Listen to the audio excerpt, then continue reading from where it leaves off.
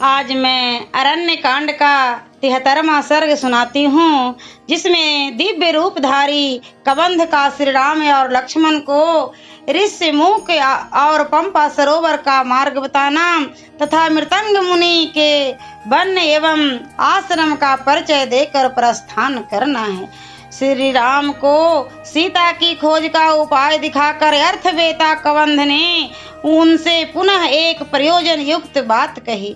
श्री राम यहाँ से पश्चिम दिशा का आश्रय लेकर यहाँ जहाँ ये फूलों से भरे हुए मनोरम वृक्ष शोभा पा रहे हैं, यही आपके जाने लायक सुखद मार्ग है। जामुन, चिरौंजी, कटहल, बड़, पाकड़, तेंदु, पीपल, कनेर, आम तथा अन्य वृक्ष, धाव, नाग केसर, तिलक,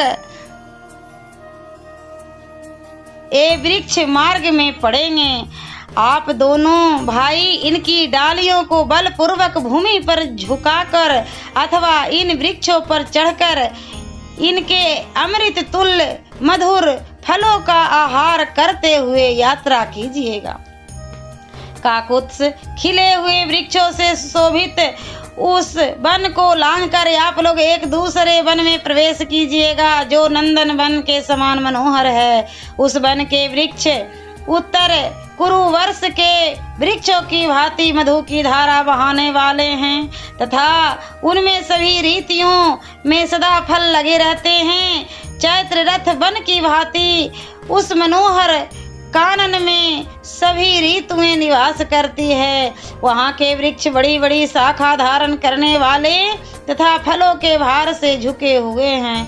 वे वहाँ सब और मेघों और पर्वतों के समान शोभा पाते हैं। लक्ष्मण उन वृक्षों पर चढ़कर अथवा सुर्ख पूर्वक उन्हें पृथ्वी पर झुकाकर उनके अमृत तुल्य मधुर फल आपको देंगे। इस प्रकार सुंदर पर्वतों पर भ्रमण करते हुए आप दोनों भाई एक पहाड़ से दूसरे पहाड़ पर तथा एक वन से दूसरे वन में पहुंचेंगे और इस तरह अनेक पर्वतों तथा वनों को लांघते हुए आप दोनों वीर पंपा नामक पुष्करणी के तट पर पहुंच जाएंगे। श्री राम वहाँ कंकड़ का नाम नहीं है, उसके तट पर पैर फिसलने के लायक कीचड़ आदि नहीं है। उसकी घाट की भूमि सब ओर से बराबर है, ऊंची नीची या उबड़ खाबड़ नहीं है।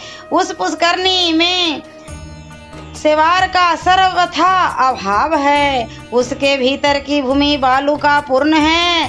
कमल और उत्पल उस सरोवर की शोभा बढ़ाते हैं।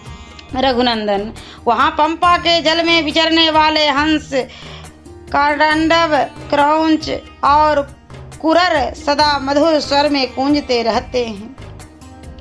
वे मनुष्यों को देखकर उद्विग्न नहीं होते हैं, क्योंकि किसी मनुष्य के द्वारा किसी पक्षी का वध भी हो सकता है, ऐसे भय का उन्हें अनुभव नहीं है।